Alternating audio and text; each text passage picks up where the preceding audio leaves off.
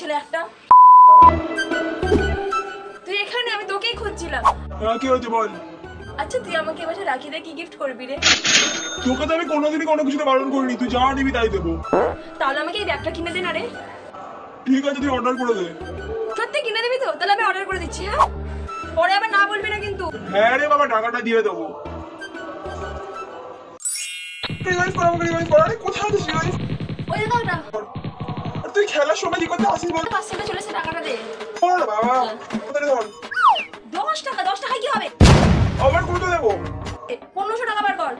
1500 টাকার ব্যাগ তুই নিবি? তোর থোবড়ার সাথে 1500 টাকার ব্যাগ মানায়? 10 টাকা দিচ্ছি, চুপচাপ নিয়ে নে। ওকে দেখতে দেখবে সালমান খানের মধ্যে প্যাকেট মুখ ধরে। টাকাটা দিবি না দিবি না? তোর কাছে রাখি বললাম না, 1500 টাকা রাখি পড়াতে আস। 10 টাকা লাগবে না, আমি তোকে রাখিয়ে পারবো না। হাঁটা কেন? ফুট ফুট কুড়ে মার্কা ছেলে একটা। এখন থেকে বেড়া পড়াতে পারবো রাখি, বেড়া এখান থেকে। খালি বিরক্ত করা।